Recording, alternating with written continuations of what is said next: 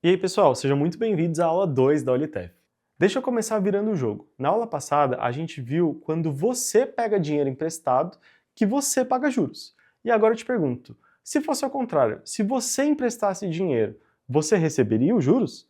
Pois é, exatamente isso que a renda fixa faz. Quando você investe em renda fixa, você vira o Pedro lá das figurinhas. Você empresta o seu dinheiro e recebe de volta uma parcela. E essa parcela, essa quantidade, sempre acaba sendo maior. Só que você não empresta para o coleguinha, você empresta para três tipos de tomadores. A gente tem o Estado brasileiro, através do Tesouro Nacional, e isso é o que a gente chama de título público. A gente tem, por exemplo, um banco, é isso que a gente chama de CDB, LCI, LCA e poupança. E a gente também pode emprestar para uma empresa, que é um debenture. Então, grava essa tabelinha mental, essas três linhas, porque ela sozinha resolve uma questão inteira da prova. Tesouro, título público. Banco, CDB. Empresa, debenture.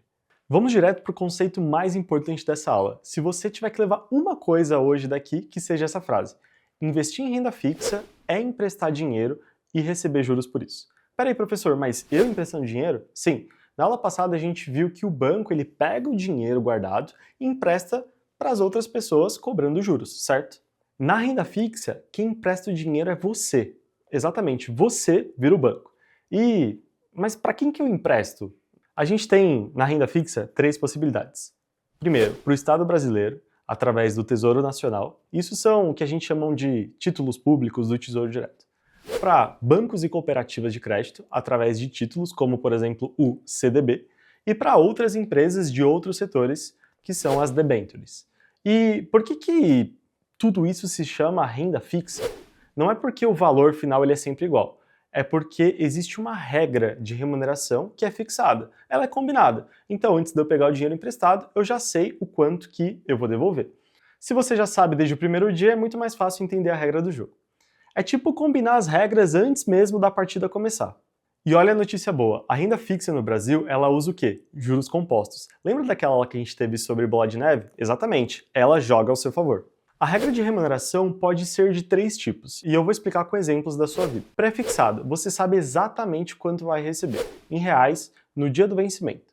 Por exemplo, 10% ao ano. Aconteça o que acontecer com a economia, você recebe seus 10%. E é como se você combinasse com seu pai. Se eu tirar uma nota 10, eu ganho 20 reais. Zero surpresa. O jogo já está combinado. Quando a gente olha para a pós-fixada, o rendimento acompanha uma referência, que muda ao longo do tempo. Então você só sabe o valor exato lá no final. O caderno da Olitef dá um exemplo genial para essa daqui. Imagina que você emprestou 10 reais para um amigo seu e combinou que ele vai pagar juros iguais a 90% da sua média final de matemática. Se você já sabe que a regra é 90%, mas ainda não tem o resultado da sua prova, você precisa esperar a sua prova. Se a média for 10, os juros são 9%. Se for 6, são 5,4%. No mercado financeiro, as referências são taxas como CDI, Selic ou os índices de inflação, e não, por exemplo, a nota que você vai tirar em matemática. E por fim, a gente tem um terceiro termo que mistura as duas, híbrido. Uma parte que acompanha uma referência e outra parte fixa, ou seja, IPCA mais 6% ao ano, a inflação mais 6%. Então, a gente tem modelos de títulos que são híbridos. Eles pagam uma parte fixa, mais uma parte variável. Bem fácil, né? E agora a gente vai conhecer as réguas que os investimentos pós-fixados usam. A mais famosa delas é o CDI, que é o Certificado de Depósito Interbancário. Você sabia que os bancos, eles também emprestam dinheiro entre eles? Exatamente isso. O CDI é a taxa de referência desses empréstimos entre os bancos. E adivinha, ela anda coladinha com a nossa taxa Selic. O CDI ele é calculado todo dia útil, então os investimentos atrelados a ele rendem diariamente. Um investimento pode render 90% do CDI, 100% do CDI ou até, por exemplo, 115% do CDI. E quais são outros indexadores que existem, né? Quais são outros termos que existem? Tem a nossa taxa Selic, que é a taxa básica de juros que você já conhece. Tem o nosso IPCA, que é o nosso índice oficial da inflação no Brasil. Tem o IGPM, que é o outro índice de inflação calculado pela Fundação Getúlio Vargas. Tem a TR, que é uma taxa referencial, é uma taxinha calculada pelo Banco Central e ela sempre aparece atrelada à poupança e etc. Então a gente tem uma série de taxas que são padronizadas ali do mercado e que são calculadas pelas instituições. Agora a gente vai falar um pouco sobre rentabilidade e risco, né? O que são essas palavras? Agora a gente chegou numa hora em que todo investidor precisa saber. Não existe ganhar dinheiro sem risco. A rentabilidade é o quanto você pode ganhar. O risco é a chance que você tem de perder. Em geral, quanto maior o ganho possível, maior o risco. Se alguém te prometer ganho altíssimo com risco zero, pode desconfiar. Provavelmente deve ser algum golpe. No fundo, risco ao investir só existe um: perder dinheiro. Mas ele pode acontecer por três caminhos diferentes. A prova da Olitef ama pedir para você identificar cada um, e eu vou te dar um apelido para cada um. Risco de crédito. O risco de crédito é o risco do calote. Se você emprestou para uma pessoa e a pessoa não pagou, você tomou um calote. Sabe quando você entrega uma borracha, empresta algum material e a pessoa não devolve? Justamente isso. Risco de crédito é risco de calote. Você entregou dinheiro para a pessoa e a pessoa não te devolveu, ela não te pagou. Um outro termo é risco de liquidez, que é o risco da demora. Então, é sobre o tempo que demora para você receber o seu dinheiro de volta. Alguns investimentos eles têm liquidez diária, então você pediu o resgate, você recebeu. E outros prendem o seu dinheiro por mais tempo. Então, basicamente, liquidez é isso, é o tempo de demora. Risco de mercado é o risco do sobe e desce, da variação. Os preços das coisas eles oscilam, inclusive dos títulos. Se você precisa vender por um preço menor do que comprou, você perde dinheiro. E esse sobe e desce, ele tem um nome técnico, a gente chama ele de volatilidade. Esse nome sempre cai na prova, volatilidade. Para tudo isso, a gente tem dentro do mercado financeiro uma rede de proteção, que a gente chama de FGC, que é o Fundo Garantidor de Crédito.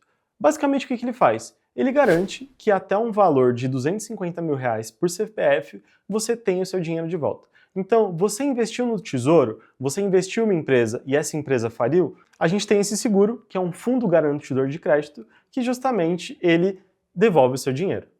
Então, você investir no Tesouro Nacional é o menor risco que você tem no Brasil. Tanto que o próprio FGC investe grande parte do dinheiro que ele tem em títulos públicos. Agora a gente vai falar de um investimento que é muito famoso no Brasil e que muito provavelmente vocês já ouviram falar: a caderneta de poupança, ou carinhosamente conhecida como poupança. Tem uma curiosidade histórica em cima dela. Ela foi criada em 1961 por um decreto do imperador Dom Pedro II, e ela tem mais de 50 anos de idade. Alguns dos pontos fortes da poupança é que ela é simples, qualquer pessoa com uma conta no banco pode usar e é isenta de imposto de renda, então você não paga nada mais para você usar ela. Mas atenção nas letras miúdas. A poupança, ela só rende a cada 30 dias. Então, se você sacar, por exemplo, no dia 29, você perdeu o rendimento do mês inteiro. Alguns títulos pós-fixados mais modernos, eles rendem todos os dias. E esse valor de rendimento depende daquela nossa taxa queridinha, que é a taxa Selic. Então, quando você compra um título do Tesouro Direto, quando você compra um título público, você está investindo no país. Está financiando escola, hospital, estrada, e esses geralmente são os investimentos mais seguros que a gente pode fazer no Brasil e com uma alta liquidez. Então, a gente consegue começar com, por exemplo, um único real. Isso é menos que um salgado na cantina. E agora a gente vai apresentar para vocês algumas categorias que a gente tem dentro do Tesouro Nacional. A gente tem o Tesouro Selic, que ele é pós-fixado, então ele rende todo dia acompanhando o valor da Selic. Ele tem um risco de mercado muito baixo. A gente tem o Tesouro Reserva, ele rende 100% da Selic e pode ser resgatado 24 horas por dia, 7 dias por semana. Perfeito para reserva de emergência.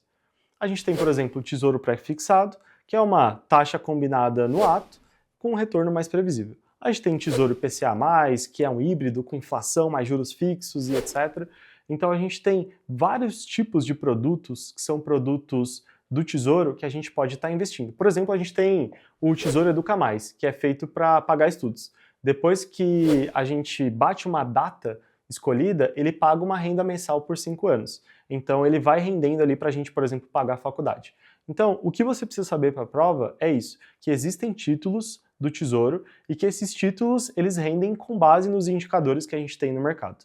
Então, isso é quando a gente empresta dinheiro para o governo, mas quando a gente empresta dinheiro para outros bancos, o que muda? Qual que é a diferença de emprestar dinheiro para o governo e emprestar dinheiro para banco? O título mais famoso quando a gente empresta para banco é o CDB, que é o Certificado de Depósito Bancário. Você empresta para o banco e ele devolve com juros. Baixo risco, tem garantia de crédito pelo FGC e tem várias opções de prazo, de rendimento, de liquidez. Então é um título super seguro. Tem alguns primos também desse título que, por exemplo, são o LCI, que é a letra de crédito imobiliário, e o LCA, que é do agronegócio. E detalhe importante, investimentos como, por exemplo, o LCI também tem cobertura do FGC. E isso decidiu uma questão na prova de 2025. Legal, a gente já entendeu quando a gente empresta dinheiro para o governo, como é que funciona, para os bancos, mas e quando a gente empresta dinheiro, por exemplo, para uma empresa comum, para uma rede de lojas, construtora? A gente dá o nome desse título de debenture. Anota isso que costuma cair na prova. E anota essas 3 características da debenture. Ela costuma pagar mais, ela tem mais rentabilidade, ela também acaba tendo mais risco. Ela não tem FGC. Então, quando você investe em uma debenture, você está investindo também num negócio. E isso tem mais risco, tem mais potencial de ganho, mas a gente tem que tomar cuidado. Tá vendo essa lógica? Quanto mais retorno, mais risco a gente tem. É sempre essa lógica que você vai ter durante a prova inteira. E agora, eu sei que vocês já devem estar cansados de tantos termos, mas aqui vai o último conceito. Esse conceito é o conceito de poder de compra. Esse conceito é um dos conceitos mais importantes para a prova. Por exemplo, se o seu investimento rendeu 10%, você ficou mais rico? Não sei, depende. Por quê? Porque depende da inflação. Pense assim, o seu dinheiro, por exemplo, comprava 10 cestas básicas. Se você investiu a 100% do CDI, quando resgatar, vai conseguir comprar mais 10 cestas? Depende. Depende se o seu rendimento do CDI foi maior que a subida dos preços do IPCA. Tá vendo como tem correlação? Se o CDI rendeu 10%, mas os preços subiram 12%, você tem mais dinheiro no papel, mas no final do dia o seu dinheiro vale menos, então acaba não fazendo tanta diferença. E aqui vai uma regra de ouro pra gente. O que importa não é o quanto rende, é justamente render acima da inflação. É isso que a gente chama de proteger o poder de compra. E agora a gente vai deixar alguns exercícios aqui para você com relação a esse último tema que a gente acabou de falar. E aí, vamos lá?